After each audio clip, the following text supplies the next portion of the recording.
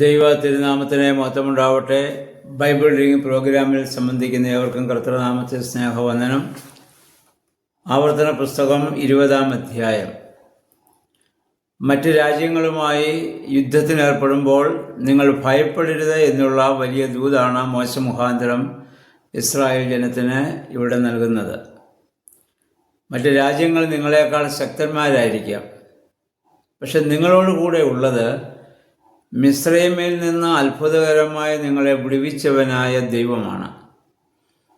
ആ ദൈവത്തിൽ മാത്രം നിങ്ങൾ ആശ്രയിച്ചാൽ മതി. അതുകൊണ്ട് ശത്രു എത്ര വലിയവനായാലും നിങ്ങൾ ഭയപ്പെടേണ്ടതില്ല എന്നിവിടെ പറയുന്നു. പുതിയ നിയമവുമായി ഇതിനെ ബന്ധിച്ച് നമ്മൾ ചിന്തിക്കുമ്പോൾ നമുക്ക് ഇവിടെ ശത്രു ഈ ഭൂമിയിലെ രാജ്യങ്ങളോ ജനങ്ങളോ ഒന്നുമല്ല. നമുക്കൊരൊറ്റ ശത്രു മാത്രമേ ഉള്ളൂ, അത് പിശാചാണ്. എഫേസ്യ ലേഖനം 6-ാം അധ്യായത്തിൻ്റെ 10 മുതലുള്ള ഭാഗങ്ങൾ പൗലോസ്ലീഹ പറയുന്നു, ഒടുവിൽ കർത്താവിലും അവൻ്റെ അമിത ബലത്തിലും നിങ്ങൾ ശക്തി പ്രാപിക്കുവിൻ.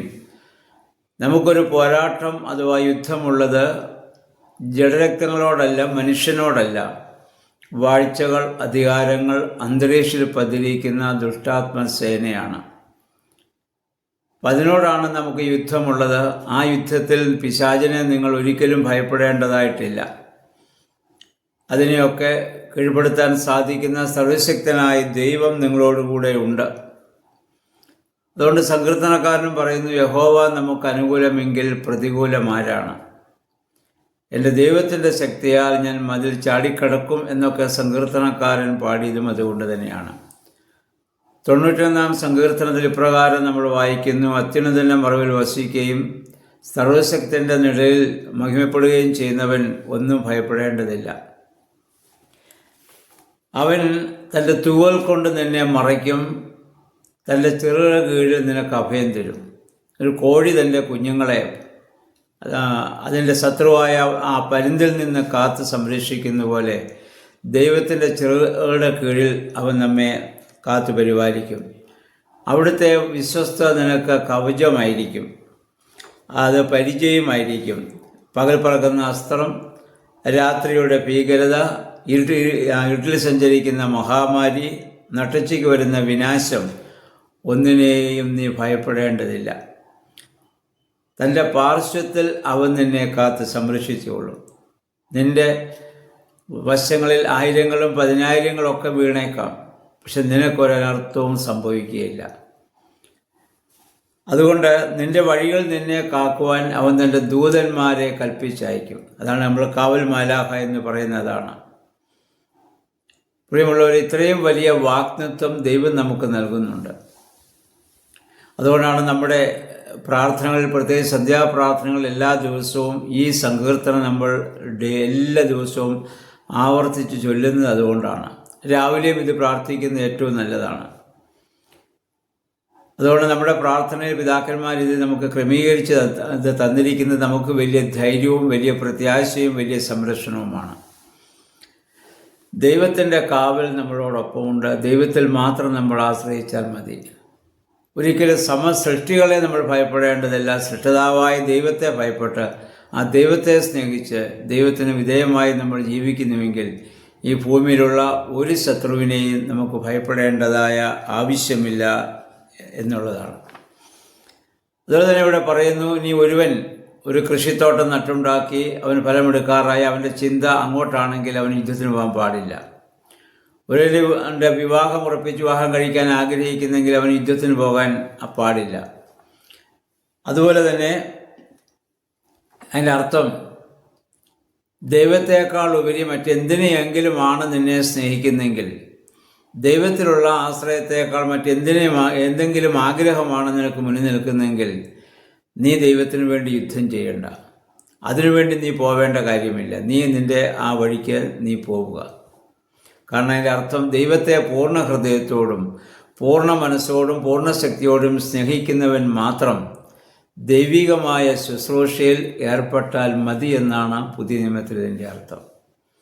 എന്നാൽ പലപ്പോഴും ശുശ്രൂഷകന്മാരായിരിക്കുന്ന നമുക്കൊക്കെ പലർക്കും അത് സാധിക്കുന്നില്ല.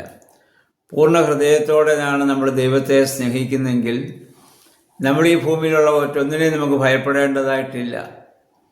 അതുകൊണ്ട് വിശുദ്ധ മത്തായിയുടെ സുവിശേഷം 10-ാം അധ്യായത്തിൻ്റെ 35 മുതൽ 38 വരെയുള്ള വാക്യങ്ങൾ നമ്മൾ വായിക്കുന്നുണ്ട്. കർത്താവ് പറയുന്നു, എന്നേക്കാൾ അധികം അപ്പനെയോ അമ്മയെയോ മകനെയോ മകളെയോ പ്രിയപ്പെടുന്നവൻ എനിക്ക് യോഗ്യനല്ല. തൻ്റെ ക്രൂശെടുത്ത് എന്നെ അനുഗമിക്കാത്തവനും എനിക്ക് യോഗ്യനല്ല. അപ്പോൾ എല്ലാത്തിനേക്കാൾ ഉപരിയായി ദൈവത്തെ സ്നേഹിക്കുന്നവർക്ക് മാത്രമേ ദൈവികമായ ശുശ്രൂഷ ദൈവം വാഗ്ദത്തം ചെയ്തിട്ടുള്ളൂ. അവർ മാത്രമേ ശുശ്രൂഷയെ പ്രവേശിക്കുവാൻ ദൈവം ആഗ്രഹിക്കുന്നുള്ളൂ. എന്നാൽ ഇന്ന് നമുക്കറിയാം, അങ്ങനെയുള്ള എല്ലാത്തിനേക്കാൾ ഉപരിയായി ദൈവത്തെ സ്നേഹിക്കുകയാണെങ്കിൽ അധികാരങ്ങൾക്ക് വേണ്ടിയോ സ്ഥാനമാനങ്ങൾക്ക് വേണ്ടിയോ ഒന്നും സഭയിലോ സമൂഹത്തിലോ തർക്കമോ കലഹമോ വ്യവഹാരമോ ഒന്നും ഉണ്ടാവില്ല. എല്ലാവർക്കും ദൈവത്തേക്കാൾ ഉപരിയായി ഇങ്ങനെയുള്ള കാര്യങ്ങളിലാണ് ഇന്ന് മനുഷ്യൻ ഏറ്റവും കൂടുതൽ ആകർഷിക്കപ്പെടുന്നതും ശ്രദ്ധിക്കപ്പെടുന്നതും. അതുകൊണ്ട് ഏത് വിധേനയെങ്കിലും ആ സ്ഥാനം ലഭിക്കാൻ വേണ്ടി എല്ലാവരും ഏത് മാർഗവും സ്വീകരിക്കുന്നതും അതുകൊണ്ട് തന്നെയാണ്. അത് നമ്മളതൊക്കെ നമ്മൾ ചിന്തിക്കേണ്ടതാണ്. എത്രയോ വ്യക്തമായി പഴയ നിയമത്തിലും പുതിയ നിയമത്തിലും ഇതിൻ്റെ സൂചനകൾ ദൈവം നമുക്ക് മുന്നമേ തന്നെ നമുക്ക് നൽകിയിട്ടുണ്ട്. അതുകൊണ്ട് നമ്മുടെ ജീവിതത്തിൽ എല്ലാറ്റിനേക്കാൾ ഉപരിയായി ഏറ്റവും അധികമായി ദൈവത്തെ സ്നേഹിക്കുന്ന ഒരു വലിയ മനോഭാവത്തേക്ക് നമുക്ക് വരാൻ സാധിക്കണം.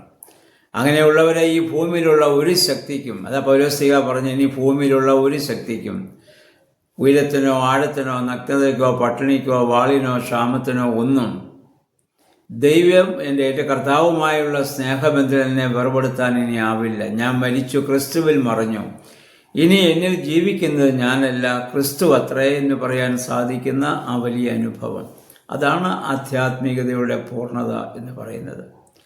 ആ ഒരു പൂർണ്ണതയിലേക്കാണ് ഞാനും നിങ്ങളും വളർത്തപ്പെടേണ്ടത്. അതിനാണ് നമ്മൾ വേദപുസ്തകം വായിക്കേണ്ടത്, പ്രാർത്ഥിക്കുന്നത്, ആരാധിക്കുന്നതൊക്കെ ആ പൂർണ്ണതയിലേക്കുള്ള ഒരു പ്രവേശനത്തിനാണ്. അതുകൊണ്ട് ശത്രുവാകുന്ന പിശാചിനെ ഭയപ്പെടാതെ, മനുഷ്യനെ ഭയപ്പെടാതെ, ദൈവത്തെ ഭയപ്പെട്ട് ദൈവത്തെ സ്നേഹിച്ച് ദൈവത്തിൻ്റെ ഹിതത്തിന് പൂർണ്ണവിധേയമായി ദൈവത്തോടൊപ്പം നമ്മൾ ജീവിക്കുന്നുവെങ്കിൽ നമുക്ക് ഈ ഭൂമിയിൽ മറ്റാരെയും ഒരു തിന്മയെയും നമുക്ക് ഭയപ്പെടേണ്ടതായിട്ടില്ല. അതുകൊണ്ട് ആ ദൈവത്തിലുള്ള പൂർണ്ണമായ സമർപ്പണത്തിന് ദൈവമേ, പരിശുദ്ധാത്മാവെ, ഞങ്ങളെ ശക്തീകരിക്കണമെന്ന് നിങ്ങൾക്ക് പ്രാർത്ഥിക്കാം. ദൈവം അതിന് നമ്മെ സഹായിക്കുമാറാകട്ടെ.